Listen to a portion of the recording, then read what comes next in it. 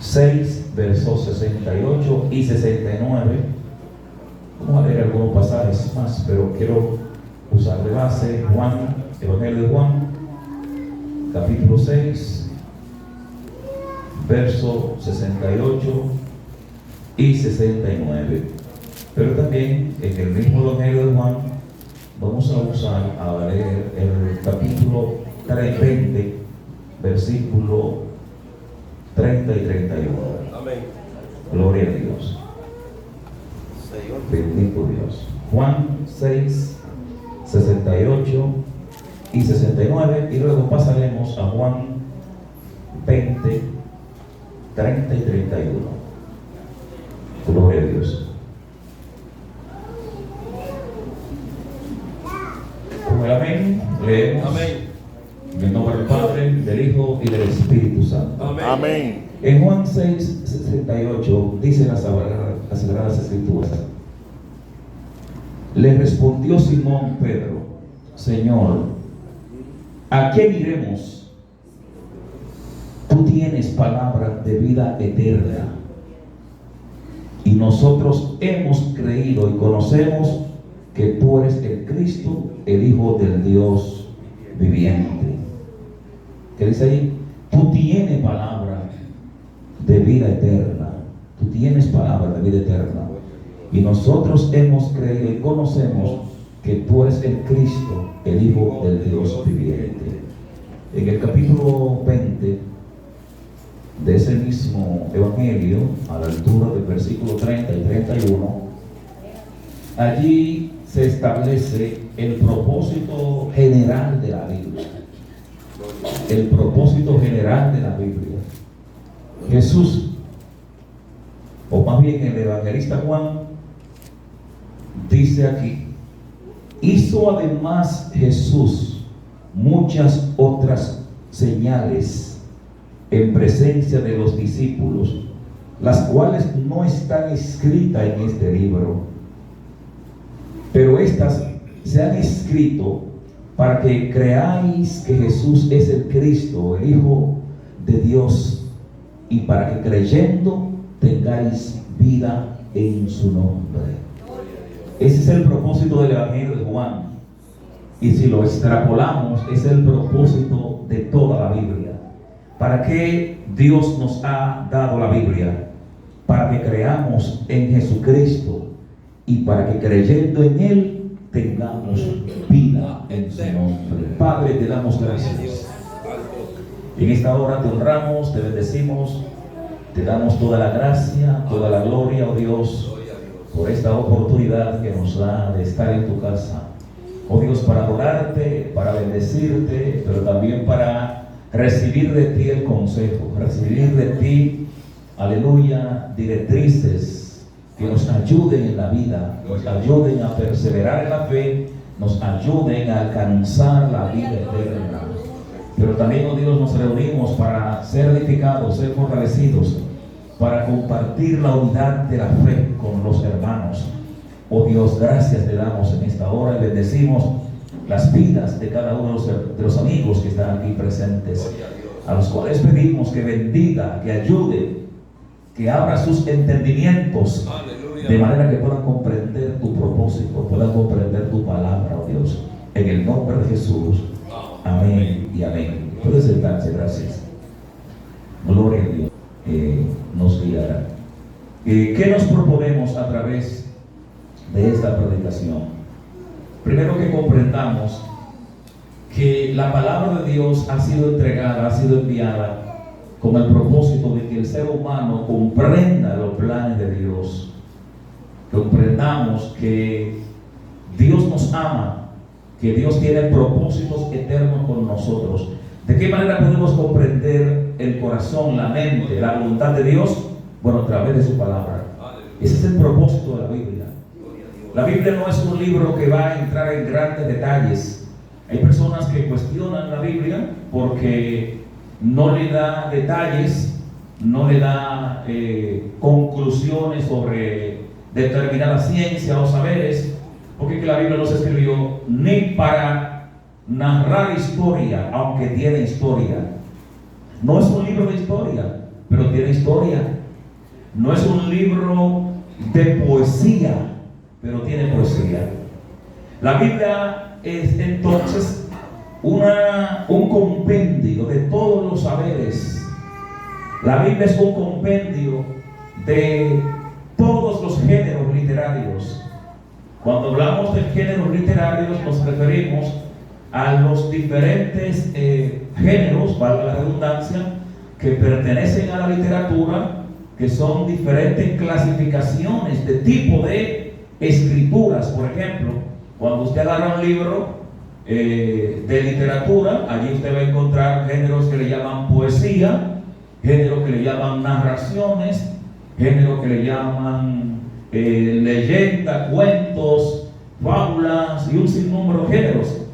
Cuando usted agarra un libro de otra naturaleza, usted va a encontrar diferentes géneros literarios. Una de las obras clásicas, cualquier obra clásica que usted agarre, para mencionar una, la Ilíada o la Odisea de Homero, o cualquier obra clásica de los sabios griegos, la República de Platón, por ejemplo, para poner un ejemplo. En cualquiera de esas obras clásicas usted va a encontrar diferentes géneros literarios. Va a encontrar narración, va a encontrar historia, va a encontrar poesía, va a encontrar diferentes géneros literarios. Pues, oh sorpresa, las Sagradas Escrituras no está exento de eso, porque es que la palabra de Dios, aunque contiene el mensaje divino, aunque contiene el mensaje eterno de nuestro Dios, Dios sabiendo que lo iba a entregar a seres humanos, pues Dios utilizó todos los saberes,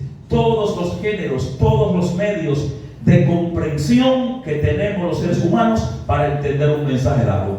Por eso en la Biblia encontramos narración, que es el género más abundante.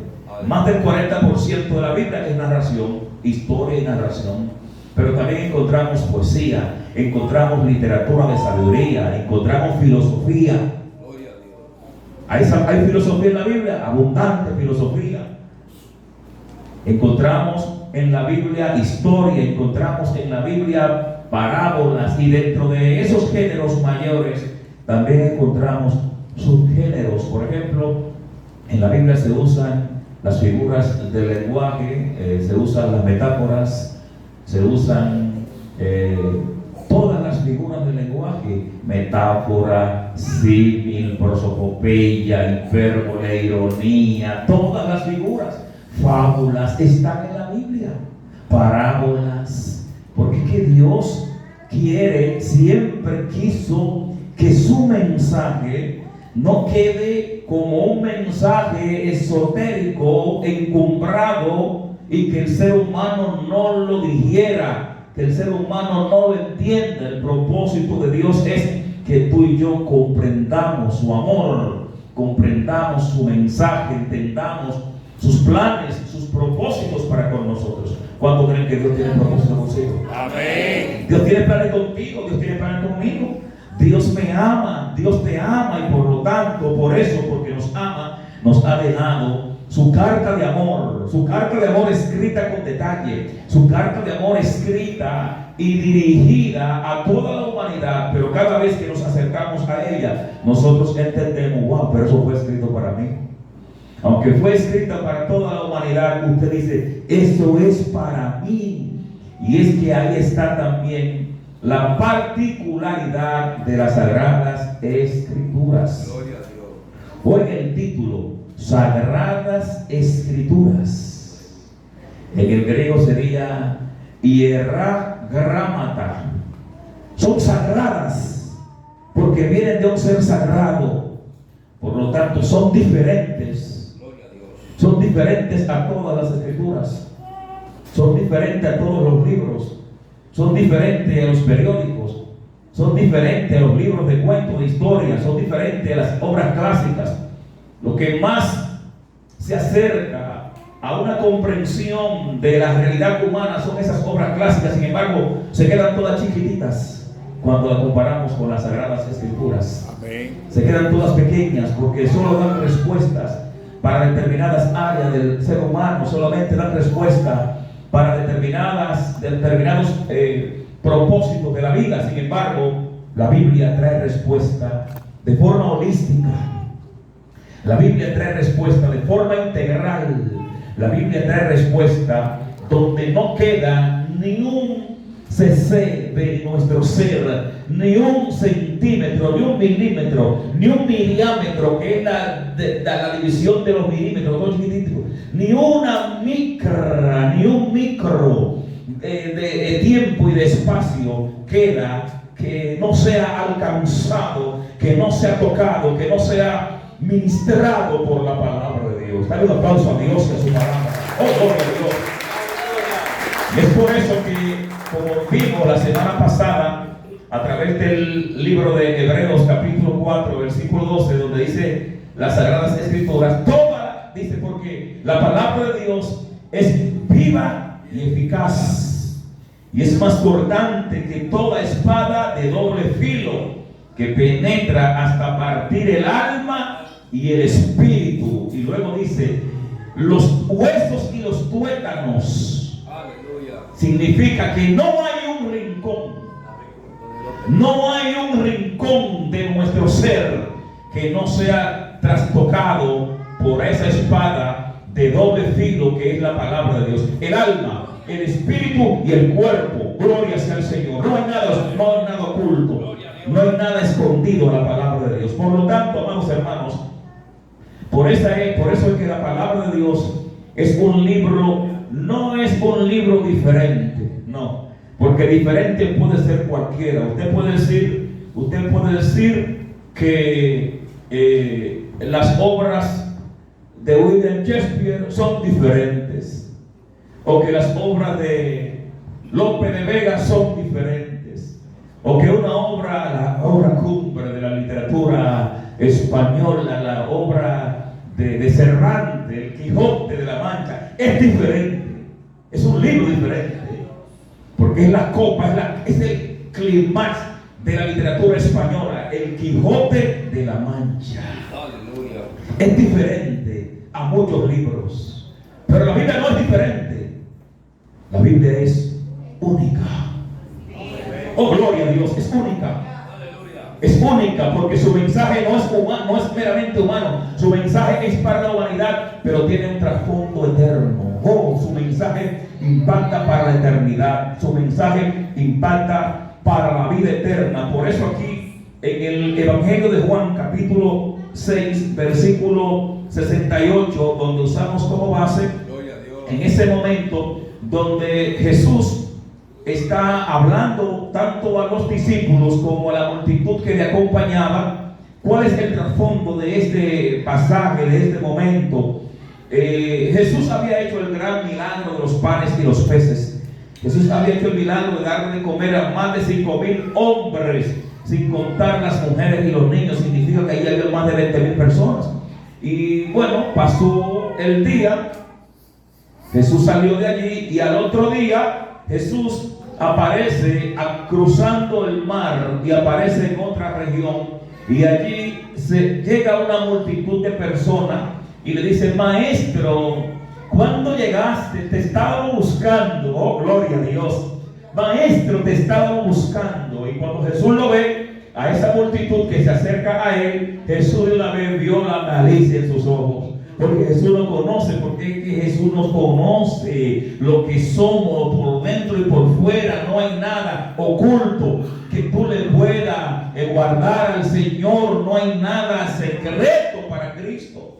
Y cuando él ve que esa multitud se acerca y ellos le dicen: Maestro, ¿dónde estaba? Te estaba buscando. Jesús le dice, lo frena y le dice: trabajen no por la comida que perece, sino por la comida que a vida eterna permanece. La palabra que yo les he hablado son espíritu y son vida. Y entonces Jesús los reprende y le dice: ustedes me están buscando no por la palabra que yo le he dado, me están buscando porque se saciaron, porque comieron, y ahora me buscan por los panes y los peces. Oh, gloria sea al Señor. Y es cuando Jesús le dice: trabajen por la palabra, busquen mi palabra. Y después que Jesús le da ese boche a esa multitud, dice aquí la palabra que muchos comenzaron a irse, se se escabulleron, se iban, estaban dejando el escenario. Y los discípulos, preocupados por esto, porque la gente se estaba yendo, se le acercan a Jesús y le dicen: Maestro, pero la gente se nos está yendo. Se está yendo la gente. Y Jesús, que estaba con los cables atravesados ese día, porque Jesús es radical. Cuando Jesús confronta es radical. No te sientas mal cuando Jesús te confronte, porque Él es radical cuando confronta, porque Él quiere que sus palabras, en lugar de acomodarte, te transformen, te corrijan, te edifiquen, te salven, te santifiquen. Y por eso cuando los 12 le dice: la gente se está yendo, Jesús le dice a los 12, ¿se quieren ir ustedes también? ¿Se quieren ir también ustedes? ¡Wow! ¡Aleluya! Pocas veces yo había visto a Jesús tan regado como eso. Y es aquí donde Pedro habla en nombre del grupo y le dice: Señor, ¿pero a quién iremos? ¿A quién iremos? Si solo tú tienes palabra de vida eterna. Y nosotros hemos creído y conocemos que tú eres el Cristo, el Hijo del Dios vivo. Da un aplauso al Señor. Aleluya. Las palabras de Jesús son eternas. La palabra de Jesús trae vida. La palabra de Jesús trae salvación. La palabra de Jesús edifica. La palabra de Jesús nos lleva a la vida eterna. ¿Cuántos quieren la vida eterna? Oh, gloria sea al Señor. Amados hermanos, esta vida a veces nos produce momentos de alegría, momentos agradables, momentos bonitos cuando disfrutamos las cosas que Dios nos da, disfrutamos la salud, disfrutamos la familia, disfrutamos el compartir con los hermanos. Si esta vida nos produce momentos de satisfacción, momentos de placer, ¿cuánto más será la vida eterna en la presencia del Padre? Bendito sea el Señor. Pero mis hermanos, que sea algo grande y nosotros debemos buscar son las palabras que nos conducen a la vida eterna. Amén. Y Jesús tiene esa palabra. Amén. Que conduce a la vida eterna. Jesús es esa palabra que conduce a la vida eterna. Aleluya. Oh, gloria sea al Señor. Por eso Pedro reconoció por el Espíritu Santo: tú tienes palabra de vida eterna. Es un principio. Jesús tiene palabra de vida eterna.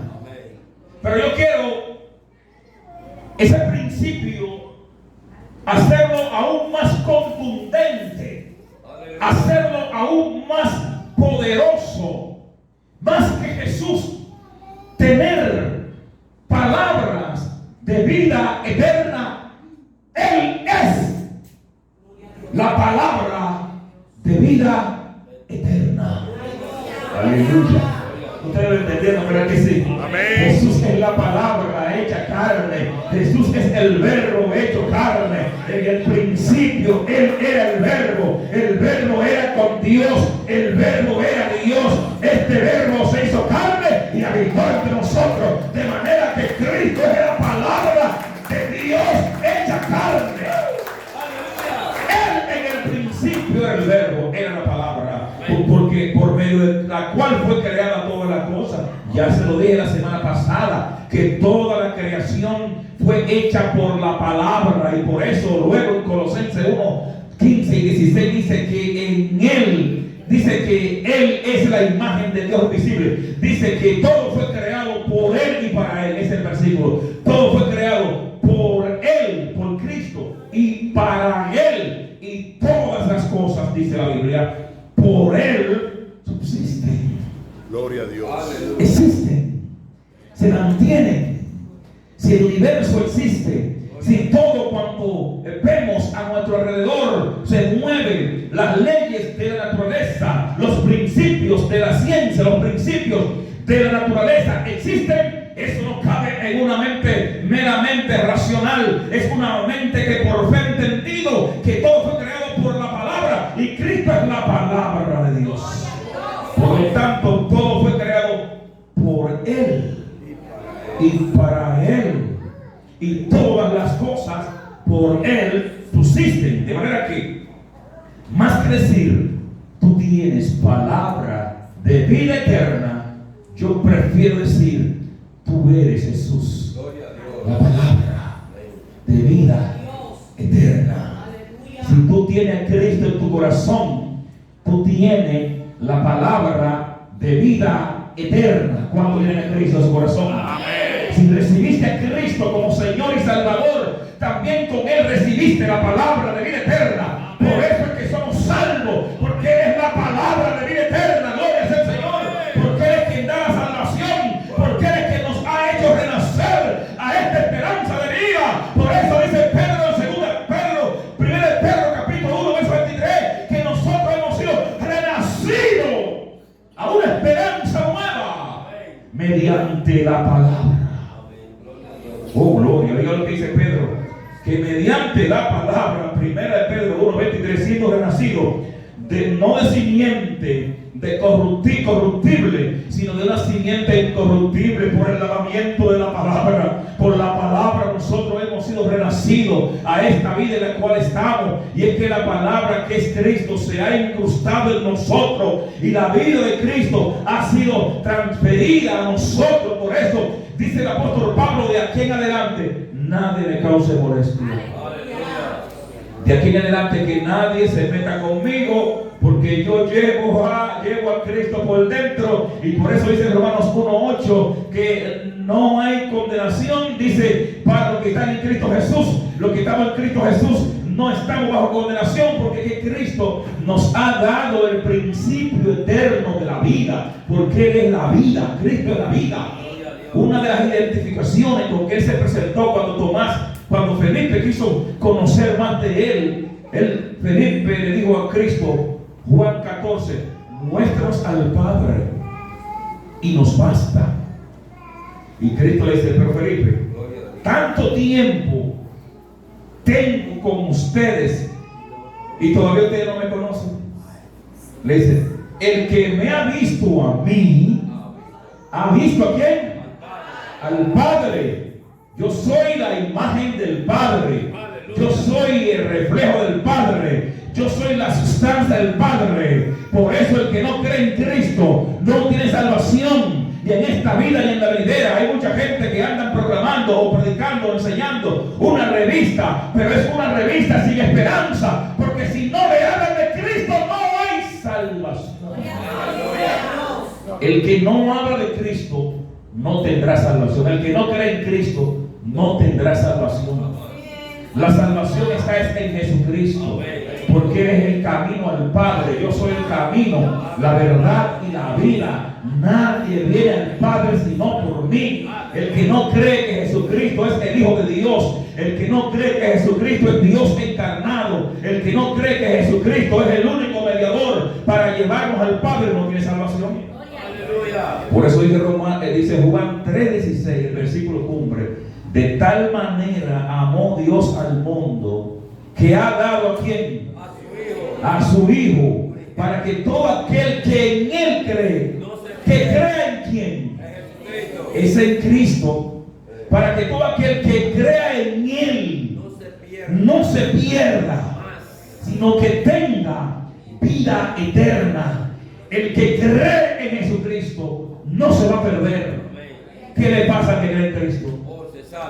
Tiene que vida eterna. El que cree en Jesucristo tiene vida eterna. ¿Y qué es creer en Jesucristo? Creer en Jesucristo no es solamente decir si Cristo existió.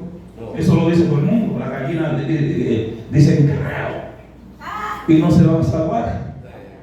Los demonios creen y tiemblan.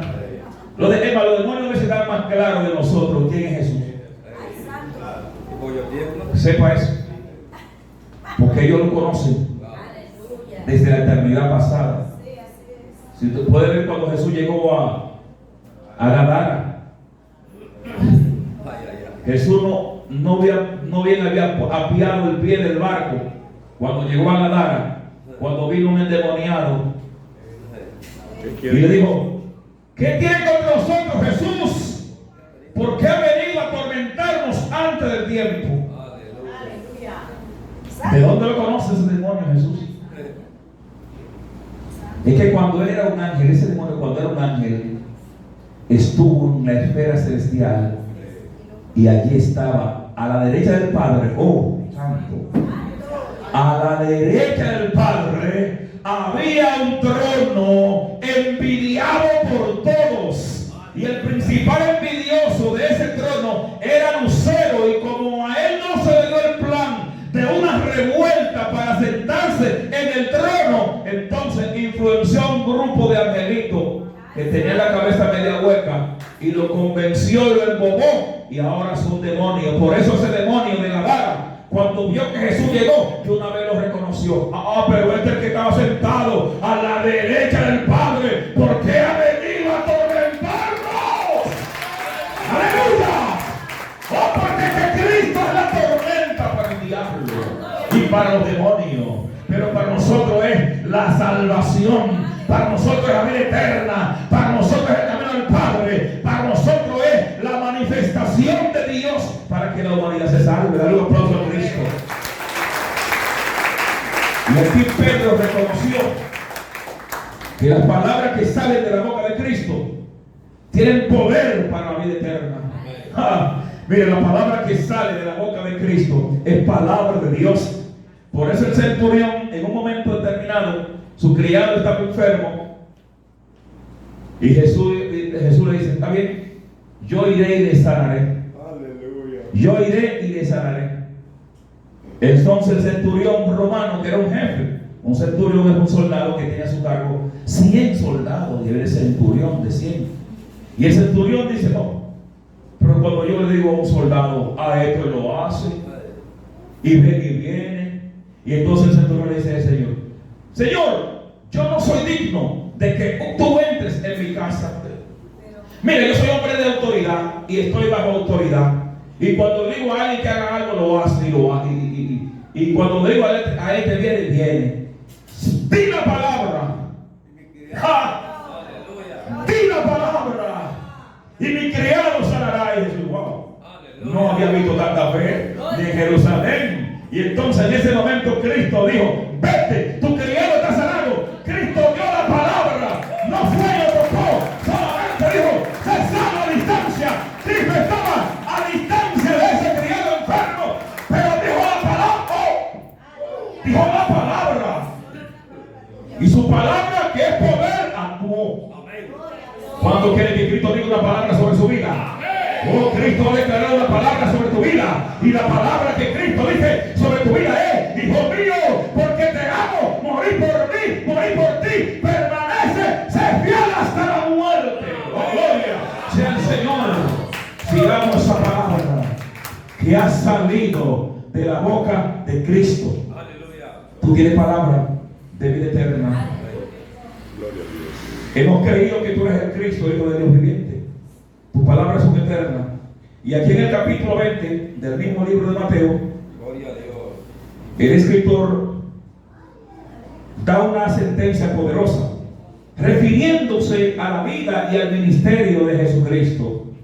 En la conclusión casi terminal de este libro, Juan el apóstol, que caminó con Cristo desde el principio de su ministerio, y que conocía a Cristo aún desde antes de Cristo iniciar su ministerio, porque Juan era primo de Cristo, primo de Cristo.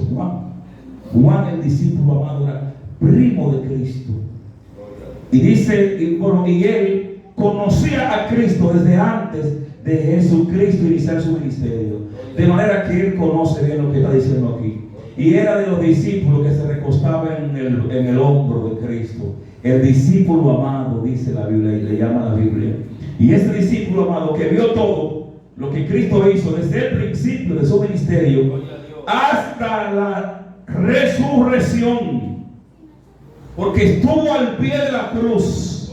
Dice la Biblia que estaba ahí el discípulo que la amaba al pie de la cruz, no se apartó. Y en la resurrección, cuando Pedro y Juan iniciaron una carrera hacia el monte, Juan llegó primero. ¿Ustedes saben por qué?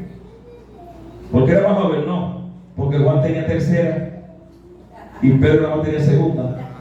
Es un chiste. Juan llegó a la tumba, de manera que es testigo de todo lo que Cristo hizo hasta cuando resucitó. Y aquí él dice, oiga lo que dice Juan, todas las cosas. Hizo además Jesús muchas otras señales en presencia de sus discípulos, las cuales no están escritas en este libro. Aleluya. Todas las cosas que Jesús hizo no están escritas. Y dice, pero estas se han escrito para que creáis que Jesús es el Cristo, el Hijo de Dios, y para que creyendo tengáis vida en su nombre. ¿Para qué fueron escritas esta palabra? Para que creamos, número uno, que Jesús es el Cristo, el enviado de Dios, el Hijo de Dios. Número dos, para que creyendo en Cristo tengamos vida en su nombre. ¿Cuál es el propósito de este evangelio? Que creamos que Jesús es el único medio de salvación. Si a usted le han dicho que hay otro medio de salvación, dígale, eso es mentira. Si a usted le han dicho que a través de otra cosa usted puede salvarse, eso es mentira. Ni obra, nada puede salvar. Por obra nadie se va a salvar. Usted no se salva porque venga a la iglesia. Usted viene a la iglesia porque usted es salvo. Usted hace obra porque es salvo. Usted ayuna porque es salvo. Usted ora porque es salvo. Usted predica porque es salvo. Todas las cosas que nosotros hacemos es como una muestra de gratitud a Dios por el gran regalo que nos ha dado, el regalo más grande. El regalo de la salvación, de la vida eterna. El regalo de la vida eterna, gloria a Dios. El regalo de vivir eternamente junto con el Padre. El regalo de un día, cuando todo esto aquí pase, nosotros tener seguridad y eterna salvación, entrar a su presencia, no ser avergonzado, no quedarnos avergonzados en esta tierra con Satanás y los demonios, sino un día entrar por la puerta estrecha, pero que camina y conduce a la vida eterna. De un día ser reconocido no como los de la izquierda, sino como los de la derecha. Y no estoy hablando de partidos políticos de izquierda y de derecha. Estoy hablando conforme a la parábola de Mateo capítulo 25, donde el Señor dice que a los que han creído y han seguido su camino y han creído en su palabra, Él lo pondrá a la derecha. Pero los que lo han rechazado, lo pondrá a la izquierda.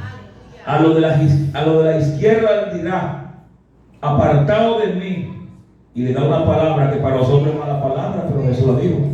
Le dirá, apartado de mí, malditos, nunca os conocí. Y dice la palabra que será lanzado allí al lago de fuego, donde es el lloro y el crujir de dientes. Sin embargo, a los que creemos en su nombre, ¿cuánto creen en su nombre? A los que hemos confiado en Él y estamos dispuestos a dar la vida por Él.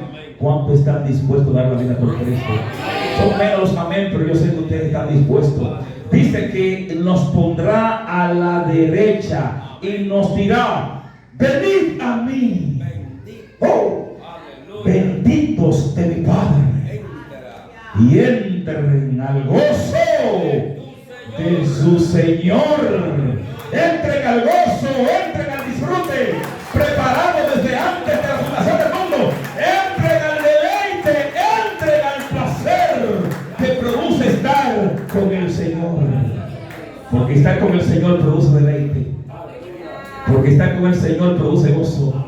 Porque estar con el Señor produce satisfacción.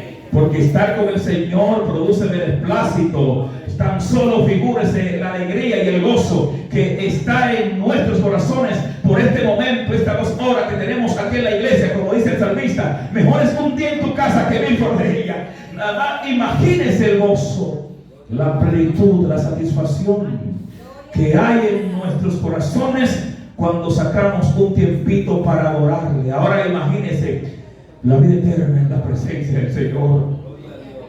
La vida eterna delante de Él, donde no habrá enfermedad, donde no habrá llanto, donde no habrá dolor, donde no habrá deuda. Oh, gloria a Dios. Yo sé que muchos hermanos lo que más les gusta es que ya no habrá deuda. Esos hermanos que la deuda lo están agobiando, lo están masacrando, que no le dejan respirar. en la presencia de Dios, no habrá cobrador tocando puertas. No habrá casa que pagar, no habrá luz que pagar, no habrá colegiatura que pagar. Oh, gloria a Dios. No habrá hipoteca que pagar, no habrá carro, no habrá nada que pagar, porque allí estaremos en el gozo del Señor. Calle de oro, mar de cristal y el árbol de la vida.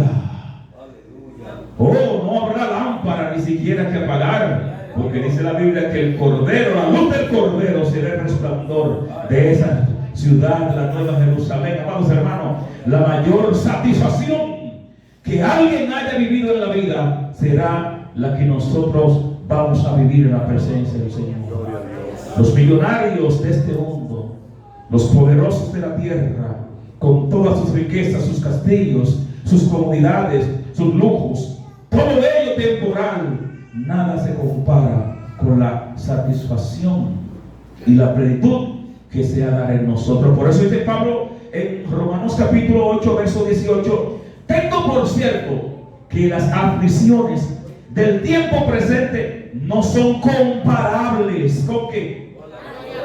Con la gloria venidera que en nosotros se va a manifestar. Iglesia, hay una promesa eterna para los que creemos en el Señor Jesús. Gloria sea al Señor.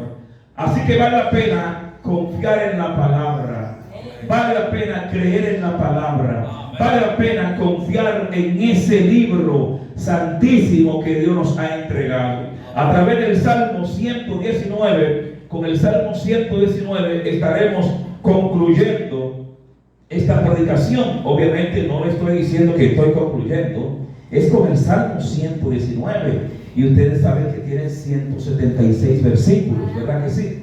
De manera que no estén mirando el reloj. A través del Salmo 119 nosotros podemos apreciar varias cosas. En ese Salmo, lo primero es que el salmista, que es un salmista desconocido, nosotros se lo atribuimos a David simplemente por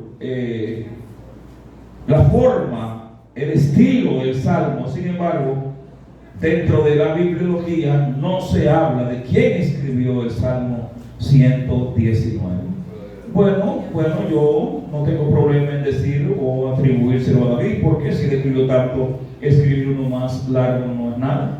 O sea que como no tiene dueño, pues yo se lo doy a David. El Salmo 119 de David. Lemor le David.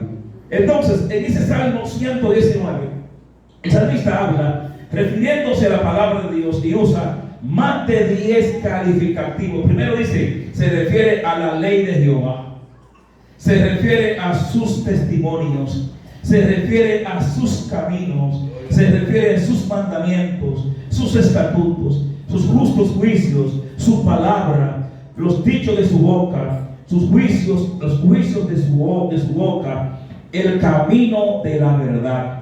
Esos 10 calificativos lo usa el salmista para referirse a la palabra de Dios. Ahora, en esos 176 versículos, en ese salmo acróstico, Salmo 119, se le llaman salmo acróstico porque tiene 22 largas estrofas conforme a las 22 letras del alefbet. El alefbet es lo que sería el alfabeto. El alefbet es el alfabeto hebreo. Alef, primera letra, y bet, segunda letra. De manera que conforme al alefbet tiene 22 estrofas conforme a la letra. Ahora, ¿qué cosas podemos encontrar en este salmo de David? Primero, con respecto a la palabra de Dios, en el verso 6 dice: entonces no sería yo avergonzado cuando atienda a todos tus mandamientos. El que atiende los mandamientos de Dios no es avergonzado. Cualquiera que no cree en la Biblia puede ser avergonzado, pero que anda según la palabra no será avergonzado. Pero también nosotros encontramos que la palabra de Dios limpia el camino de la juventud. Salmo 119, verso 9: ¿con qué limpiará el joven su camino?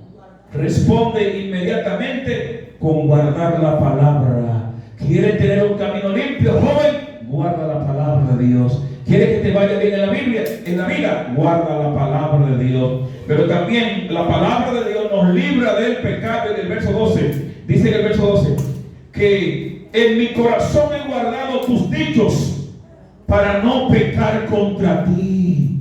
Si usted está luchando con el pecado, comience a guardar y a meditar la palabra y verá cómo al guardar los dichos de Dios seremos librados del pecado. ¿Por qué? Porque inmediatamente la tentación llegue, el Espíritu de Dios traerá la palabra a nuestros pensamientos y por esta palabra vamos a vencer. Por la palabra vamos a vencer el pecado. Por la palabra vamos a vencer las tentaciones. Por la palabra vamos a vencer todo lo que venga de parte de Satanás, como lo hizo el Señor Jesús.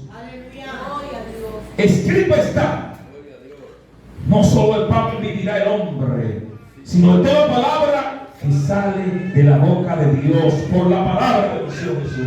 Pero también esa palabra de Dios vivifica. En el versículo 25 dice: abatida hasta el polvo está mi alma, vivifícame según tu palabra. Cuando el alma está abatida, cuando el alma está herida, cuando el alma está angustiada, no hay mejor remedio que la palabra de Dios. Aunque tú puedas acudir a la farmacia y buscar un antidepre, o buscar un relajante, o buscar una pastilla para el sueño, todo eso te va a funcionar de forma temporal. Mientras esté en efecto de esa droga, tú vas a sentir un ligero placer. Pero aquí dice: abatida hasta la muerte, hasta el polvo está mi alma, vivifícame según tu palabra. Oh, ¿qué tal si entramos esa palabra en nuestro ser, en nuestra conciencia, en nuestra vida, en nuestros huesos? Que la palabra esté incrustada en lo profundo de los tuétanos de nuestros huesos, en el alma, en el espíritu, en todo nuestro ser esté la palabra. Amados hermanos, sin la palabra de Dios no hay vida. Sin la palabra de Dios no hay esperanza. Sin la palabra de Dios no hay fe. Sin la palabra de Dios no hay quien perdure en estos caminos. Por lo tanto, mi consejo, y escúchelo bien, abra sus ojos y sus oídos. A partir de este momento, comience a leer la palabra de Dios de una forma más activa. Comience a meditar la palabra de Dios de una forma más seria. Haga de la palabra de Dios su ancla. Tome la Biblia como su espada. Oh, gloria sea al Señor. Imagínese un soldado salir a la calle sin espada, sin arma. Que la palabra de Dios esté anclada en su vida. Léala, medítela. Hay muchas formas ahora, a través de YouTube, a través del audiolibro. Lea, escuche la palabra. No pase un día sin oír la palabra. No pase un día. Escuche esto. No pase un día sin oír la palabra. Pero también esa palabra de Dios libra de la ansiedad. Si hay algo que está acabando la humanidad en este tiempo, son los conflictos emocionales, la ansiedad, el estrés y la depresión. La depresión es una de las armas del fin del siglo. La depresión está llevando a la tumba a millones y millones de personas. Cientos de personas a diarias van a la tumba a causa de la ansiedad y la depresión. En el Salmo 119, verso 28 dice: se deshace mi alma de ansiedad. Susténtame según tu palabra. Cuando tu alma no encuentre respuesta y tu alma parezca estar deshecha, está al punto del colapso, la ansiedad, la tristeza, el dolor, la depresión te está matando, hay un antídoto y se llama la palabra de Dios. Pero también trae libertad. En el verso 45 dice: y andaré en libertad, porque busqué tus mandamientos. El que sigue los mandamientos está en libertad. Jesús lo dijo: la verdad os hará libre. La verdad es la palabra. La verdad es la palabra. Cuando no estamos en la palabra, somos esclavos. Pero también libra de la aflicción. En el verso 50 dice en el 50, ella es mi consuelo en mi aflicción. Cuánto a veces nos hemos sentido afligidos. Todos en un momento determinado hemos tenido aflicción, hemos tenido dolor, hemos tenido situaciones que nosotros quisiéramos como que desaparecer, como el salmista en una ocasión dijo, ¿quién me diera ala como paloma? Volaría del viento borrascoso y de la tempestad y escaparía. El salmista en ese momento estaba profundamente en una situación emocional que no sabía cómo resolverla, y él lo que pensó fue que le dieran dos alas como águila para salir volando del viento borrascoso y de la soledad y la tempestad. Sin embargo, encontró en la palabra de Dios el consuelo, pero también trae bendición. En el verso 56 dice, estas bendiciones tuve porque guardé tus mandamientos. En Deuteronomio 30 está la lista de las bendiciones por guardar la palabra. Y hay otras bendiciones que produce guardar la palabra, pero por asunto del tiempo no vamos a poder seguir detallando. Quiero decirle, amados hermanos, que la palabra de Dios es la respuesta a todas las crisis existenciales del ser humano, todas las crisis materiales, emocionales, todas las crisis de identidad, de ideología, de pensamiento, están en la palabra de Dios. ¿Por qué la gente cae en crisis, cae en situaciones de las que no sabe salir? Porque están distantes de la palabra de Dios. Así que nosotros somos más que bienaventurados, somos dichosos, somos bendecidos, porque tenemos este recurso de la palabra de Dios. ¿Cuántos se sienten dichosos por tener la palabra? Amén. Bueno, si tú tienes duda de que somos dichosos por tener la palabra, pues te voy a leer un último versículo, que es de Deuteronomio, versículo 30, del verso 12 en adelante. Con esto vamos a terminar. Lo que se siente que dijeron amén, porque voy a terminar. Gloria a Dios. Y vamos a ver quién más. En Deuteronomio capítulo 30, que es un salmo, es un capítulo para resaltar la importancia de guardar la palabra. Gloria a Dios. El Señor le dice aquí, a partir del verso 10, cuando obedeciere la voz de Jehová tu Dios para guardar sus mandamientos y sus estatutos escritos en este libro de la ley, cuando te convirtieres a Jehová tu Dios con todo tu corazón y con toda tu alma, porque este mandamiento que yo te ordeno hoy no es demasiado difícil para ti. Aleluya. Ni está lejos. ¿Qué dice el Señor? No es muy difícil para ti, ni está lejos. Dice el verso 12, no esté en el cielo para que digas, ¿quién subirá por nosotros al cielo y nos la traerá y nos la hará oír para que la cumplamos? Ni está al otro lado del mar para que digas, ¿quién pasará por nosotros el mar para que nos la trajera y nos la haga oír a fin de que la cumplamos? Verso 14, porque muy cerca de ti está la palabra. Muy cerca está la palabra de ti, en tu boca y en tu corazón, para que la cumplas. En tu boca y en tu corazón. Muy cerca está la palabra, está en tu boca y está en tu corazón. ¿Y sabe dónde más está? En tu mano, en tu tableta, en tu celular, está en tu televisión, está aquí escrita en diferentes versiones y modelos, está al alcance de todos, de manera que el que no está teniendo contacto con la palabra de Dios, Dios no es responsable. Porque está cerquita de ti. Ay, santo Dios. Cerquita de ti está la palabra. Bienaventurados somos. Hay muchas personas hoy que tienen solo partes de la palabra de Dios. En los países donde no se permite predicar el Evangelio. La Biblia es perseguida. En Corea, al que lo encuentre con una Biblia, preso o muerto él y su familia. Pero algunos cristianos portan porciones, hasta una página de la Biblia, Gloria a Dios. un libro, un testamento, uno y otro. En China, los países árabes, Gloria a donde hay Dios. persecución, ellos anhelan tener la palabra.